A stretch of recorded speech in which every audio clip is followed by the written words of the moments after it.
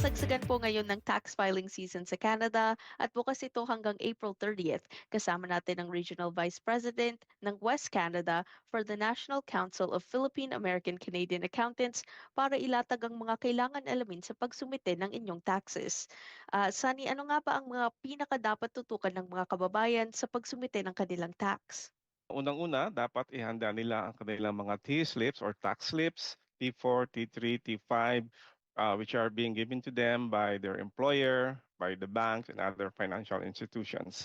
They also have to keep with them donation receipts, medical expense receipts, and rent receipts para sa pag-claim ng iba't ibang credits. Para po sa mga kababayan natin na may side business on top of their full-time job, ano pong kailangan nilang alamin pag sumite ng taxes? Well, kailangan nilang i-summarize ang kanilang business income and expenses, yung mga resibo. I-total nila yung mga resibo nila for meals, for advertising, for car expenses.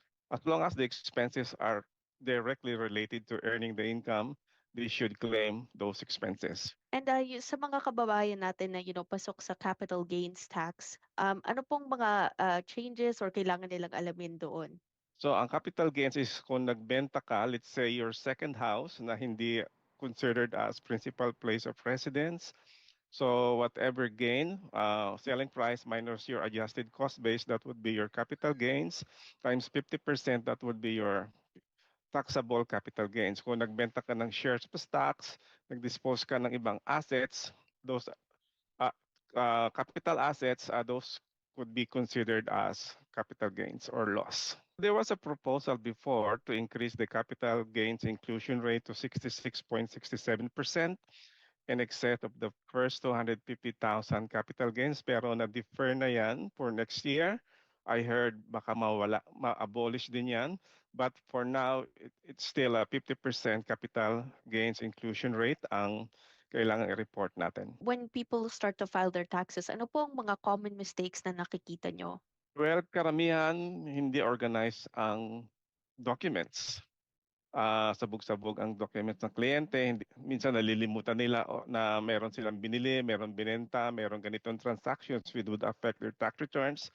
So I would suggest for clients to always have an organized filing of documents, and then also yung mga tax transactions that which would affect which would affect their taxes, dapat naka-diary, nakalista, sa para pag at the end of the year, you can claim them effectively. Ano po yung mga key dates when it comes to tax filing, because April 30th is only for the individuals.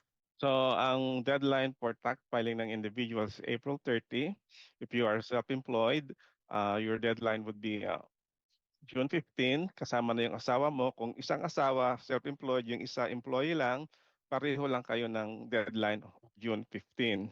But then if you have a tax owing, you have to pay it by April 30th. Kung isa kayong pamilya, use just one accountant. Kasi madaling maglipat-lipat ng credits from the parent to the children, from children to the parent, from both spouses. Madaling maglipat-lipat ng credits to maximize your returns. Kasi kung hiwa-hiwalay, mahirap maglipat-lipat ng tax credits so that you could maximize your refunds. Mas maganda, isa lang accountant ang gagamitin nyo.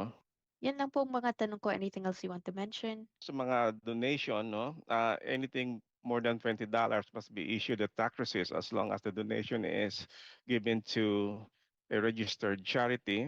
Pwede mo ding ipunin yung resibo mo ng donation for 5 years, so you can get a higher tax credit kasi yung first $200 mo is 15% tax credit lang.